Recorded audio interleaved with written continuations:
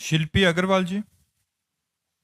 महाराज जी, हम भगवान के बच्चे हैं तो क्षमा प्रार्थी होने के बाद भी भगवान दंड रूपी कर्म नहीं काटते, उन्हें भोगना ही क्यों पड़ता है हमारा? हृदय से क्षमा प्रार्थी नहीं हुए। अगर हृदय से क्षमा प्रार्थी हो जाए तो सन्मुख होए जीव मोय जबहि जन्म कोटि अघनाशों तबहि। मेरे सन्मुख हो जाए तो करोड़ों जन्मों के पाप नष्ट कर देता हूं।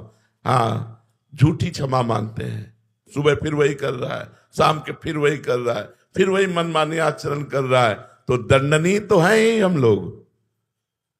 लोग क्षमा मांगने का मतलब होता है आज के बाद नहीं, अब लो नसानी अब ना नसई हो, तो मुक्त हो जाओगे। अनेक जन्मों के अपराध भगवान क्षमा कर देते हैं। कोटि विप्र बदला गए जाहू आए शरण तज। भगवान के सामने नाटक करते हैं क्षमा का।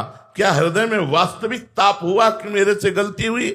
अगर वास्तविक दुख हुआ, वास्तविक ताप हुआ, वो दोबारा गलती नहीं होनी चाहिए। अगर ऐसी क्षमा मांगो तो देखो भगवान माफ कर देते कि नहीं माफ कर देते। बेईमानी हमारे अंदर भरी हुई है, ईमानदारी से हम क्षमा नहीं मांगते।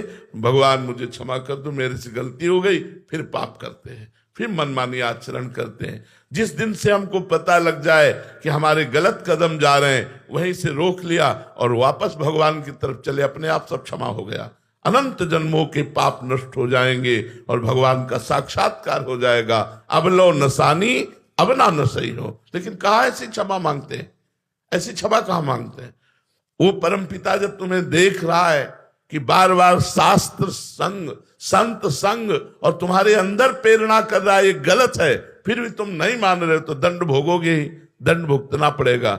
वो कुसुम से भी कोमल है और वज्र से भी कठोर है। कोई भी पिता अपने अधर्माचरण करने वाले पुत्र का, या वो अधर्माचरण वाला है तो साथ देगा, नहीं तो नहीं साथ देगा। तो परम पिता कुसुम से भी कोमल है और वज्र से भी कठोर है। कुसुमादपि कोमलानी वज्रादपि कठोरानी। यदि आप बार बार आज्ञा का उल्लंघन करेंगे, मनमानी आचरण करेंगे, पापाचरण करेंगे, तो वज्र से भी कठोर, बिना दंड दिए आपको नहीं छोड़ेगा। और अगर हृदय से हम भगवान की शरण में हो जाते हैं तो हमारा इतिहास साक्षी है, बड़े बड़े पापी वैश्यागामी नीच आचरण करने वाले महान पुरुष बन गए, भगवान ने उन्हें महात्मा बना दिया। अपिचि सुदुराचारो भजते माम अनन्य भाग साधुर सम्मंतव्या सम्यक व्यवसिता है सा। जो सम्यक बुद्धि के द्वारा भगवान के चरणों का आश्रय ले लिया और अब लो नसानी अब ना नसई हो और चल पड़ा भगवान की तरफ।